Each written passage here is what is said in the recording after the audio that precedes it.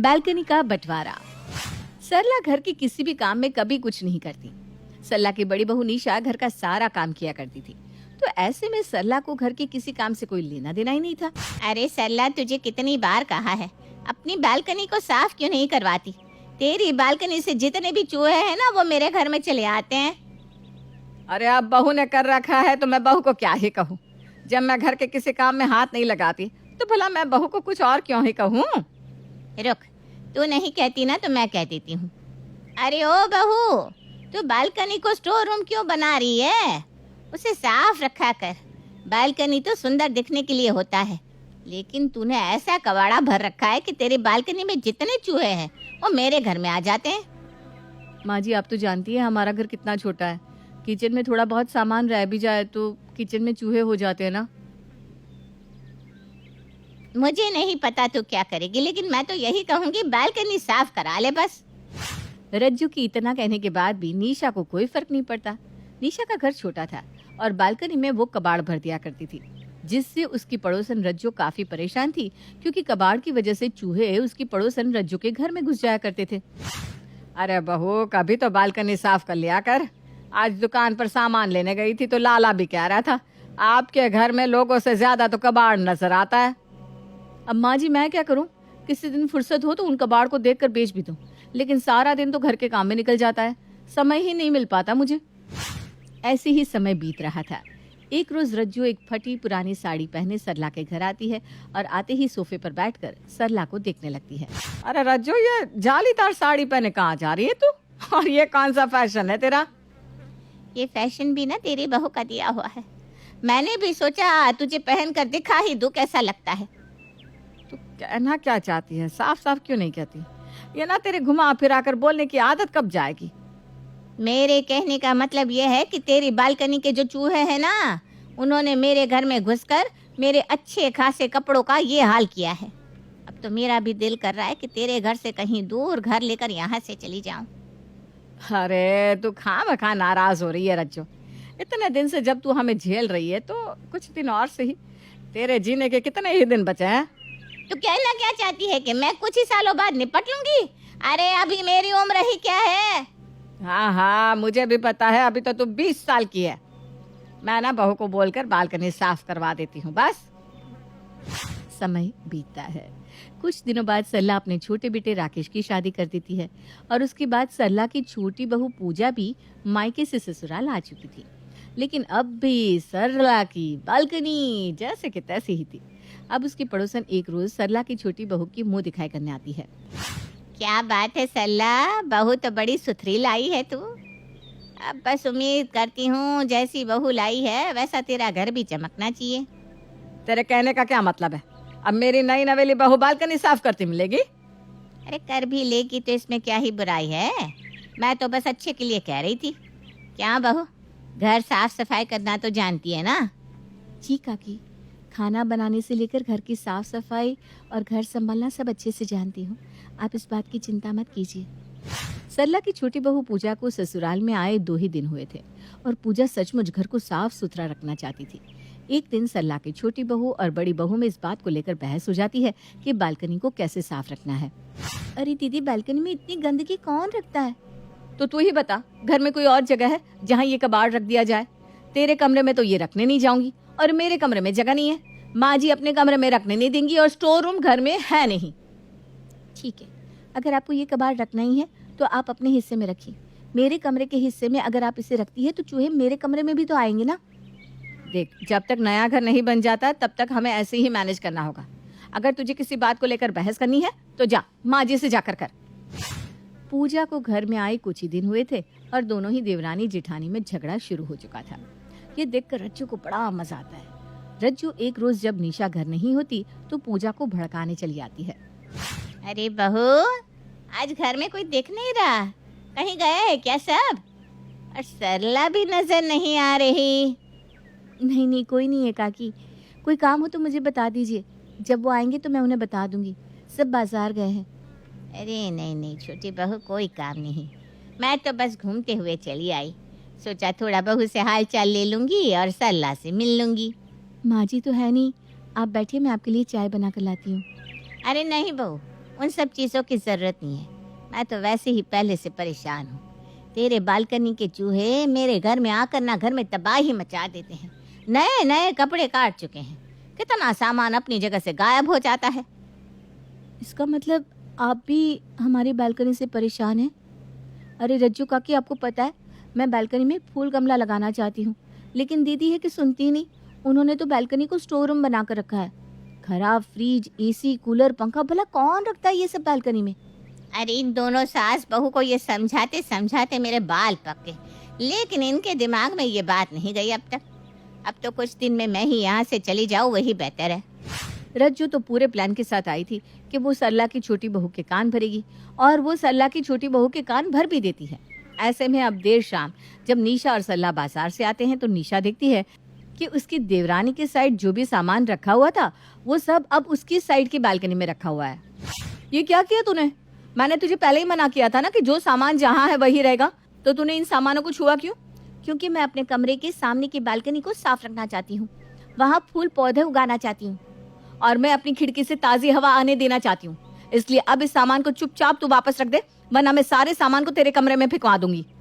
पूजा और निशानी में बालकनी के बंटवारे को लेकर खूब लड़ाइयाँ होती है। ये देखकर रज्जू को बहुत मजा आ रहा था, लेकिन सरला अपना सर पीट रही थी कि एक बालकनी के लिए उनकी दोनों बहुएं किस तरह लड़ रही हैं। दोनों के दोनों चुप हो जाओ, बहुत हुआ दोनों का।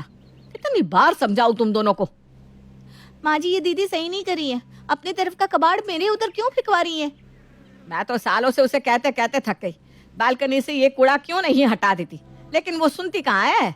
और तुम दोनों हो कि एक बालकनी को लेकर हर दम झगड़ते रहते हो। तो माँ जी, आप ही बताइए क्या करूँ? जहाँ गमले फूल पौधे लगाने चाहिए थे वहाँ पर तो पूरा कबाड़ रखकर चूहे कीड़ी मकोड़े भर रखे हैं आपने। रात में ढंग से खिड़की भी नहीं खोल पाती मैं।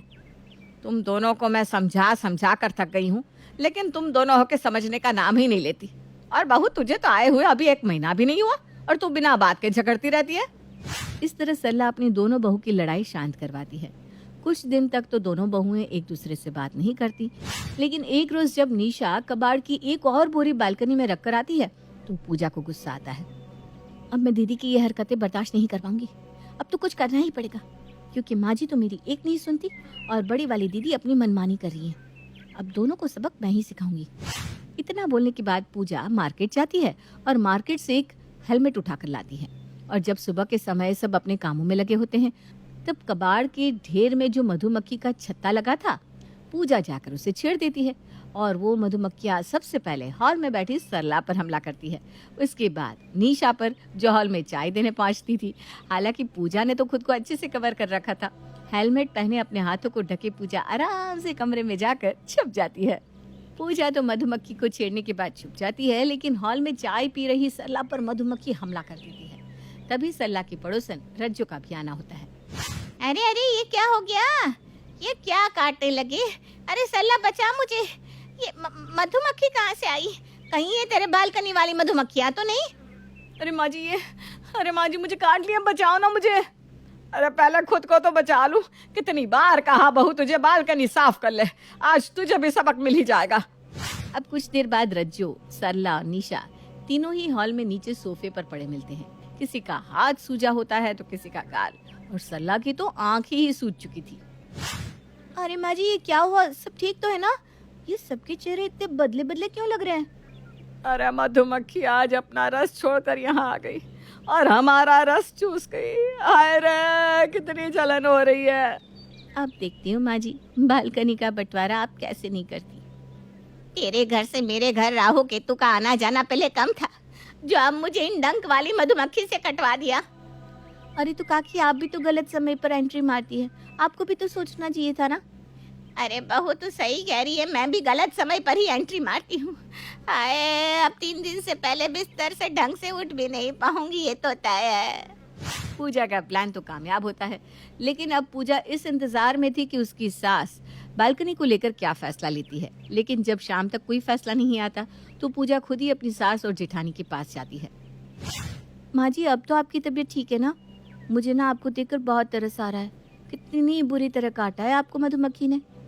अरे जाकर गर्म पानी लेकर आ, थोड़ा सेक लूं, और खाना बनाने का काम आज तेरा ही है। हाँ हाँ माँ जी, वो तो मैं कर दूंगी। लेकिन आपने बालकनी को लेकर क्या फैसला लिया, मुझे ये जानना है। आप कुछ बोलती क्यों नहीं?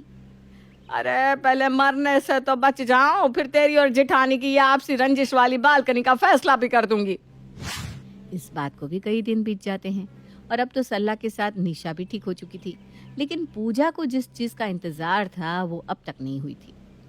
एक रोज निशा खाना बनाने के बाद अपनी सास के सामने खाना परोसती है तो खाना देते हुए निशा कहती है, माँ जी आज दाल में देसी घी का तड़का लगाया है, देख रही है ना आप क्या खुशबू आ रही है। हाँ लग तो रहा है कि दाल अच्छी बनी है, लेकिन ये क्या है दाल में? दाल में छिपकली गिरी थी जिसकी पूंछ बाहर लटक रही थी। अब जैसे ही छिपकली की पूंछ को पकड़कर सल्ला उठाती है, पूरी छिपकली दाल से बाहर आ जाती है। ये क्या है, जिंदा छिपकली?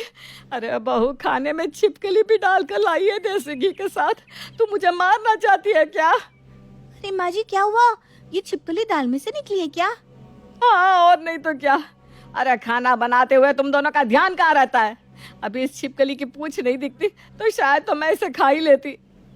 माँ जी मैं तो किचन में थी ही नहीं, और ये छिपकली भी ना बालकनी में रखे कबाड़ से निकल निकल कर आ रही है। हे राम बड़ी बहू, अब भी तेरे अंदर कुछ शर्म बची है तो बता दे। माँ जी अब तो मैं कहती हूँ उस कबाड़ को हटा ही दो और वहाँ कुछ अच्छा सा लगाइए। मुझे तो समझ में नहीं आ रहा, जब तक किसी को कुछ हो नहीं जाता तब तक ये कबाड़ यहाँ से हटेगा नहीं क्या?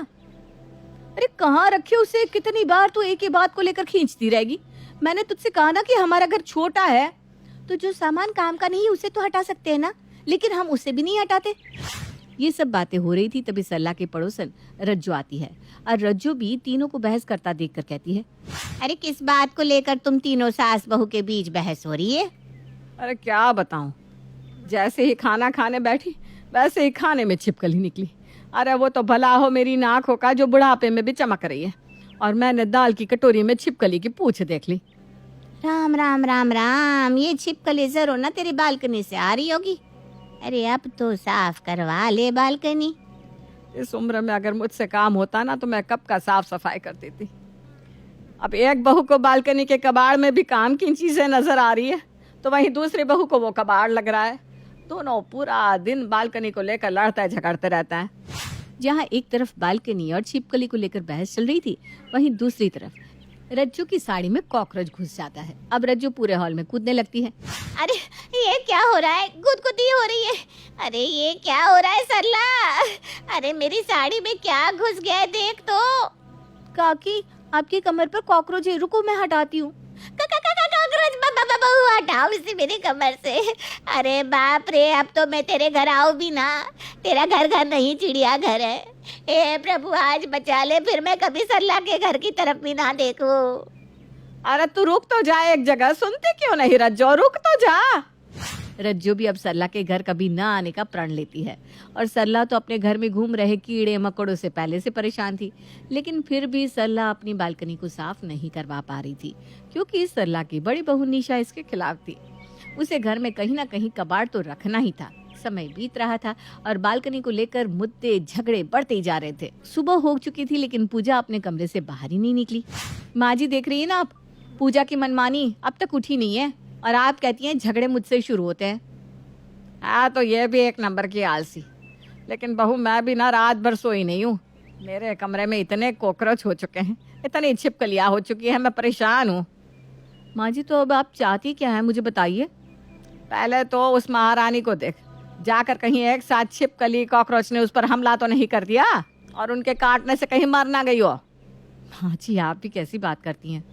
अब निशा जब पूजा के कमरे में जाती है तो पूजा का कमरा बंद था। निशा अपनी देवरानी को कई बार आवाज लगाती है, माँ जी वो तो कमरा ही नहीं खोल रही, कहीं वो बालकनी के बंटवारे को लेकर ज्यादा सीरियस तो नहीं हो गई। अरे माँ जी उसने आत्महत्या तो नहीं कर ली होगी ना? अरे सुबह सुबह कुछ अच्छा और शुभ बोला कर, रुक मैं देखती हूँ, कहीं वो तुझसे बात ही ना करना चाहती हो। ए बहू दरवाजा खोल, अरे बहू, ए बहू। देखा अब तो इसने आपकी भी बातों का कोई जवाब नहीं दिया, जरूर कुछ हुआ है, लेकिन क्या मुझे भी नहीं पता। निशा और सरला पूजा के कमरे के बाहर खड़े होते हैं और काफी परेशान भी थे। लेकिन कुछ देर बाद ही रज्जो का आना होता है और रज्जो सरला को गले लगाकर खुशी से कहती है, बधाई हो सल्ला, बधाई हो। क्या बात है, ये तूने बहुत अच्छा किया। किस बात की मुबारकबाद दे रही है तुम मुझे? कहीं तू दादी या नानी तो नहीं बनाने वाली? नहीं नहीं, मैं अभी ही पिछले महीने दादी बनी हूँ। हर महीने थोड़ी ना होता है ये सब। अरे तो फिर इतनी खुश क्यों है? हैं? कहीं मेरी बहू तो माँ नहीं बनने वाली और मुझे ही उसने नहीं बताया? अरे मैं तो इसलिए तुझे बधाई दे रही हूँ क्योंकि तेरी बालकनी साफ हो गई और उसमें झूले भी लग गए। क्या? लेकिन किसने किया ये सब? अरे तेरी बालकनी को ही तो देखने आई हूँ। फूल से भरे गमले, झूले, टेबल सब लगा हुआ है। एकदम अमीरों वाली फीलिंग दे रहा है। बहू, ये तूने बालकनी को क्या बना दिया? ये तो जन्नत लग रही है। सच में माँ जी, मैंने तो कभी सोचा ही नहीं था एक साधारण सी बालकनी इतनी सुंदर लग सकती है। सच में पूजा, तूने तो कमाल ही कर दिया। रज्जो की बात सुनकर निशा भी हैरान रह जाती है। तभी पूजा अपने कमरे का दरवाजा खोलती है और सरला और निशा और रज्जो जब बालकनी में पहुंचते तो उन्हें ऐसा लगता है कि सच में इससे सुंदर बालकनी उन्होंने आज से पहले देखी ही नहीं थी। हालांकि पूजा ने जितना भी कबाड़ था रातों रात बेच दिया था और बालकनी को इतना सुंदर बना दिया था कि देखने वाला बस यही कहे, हाय बालकनी हो तो ऐसी।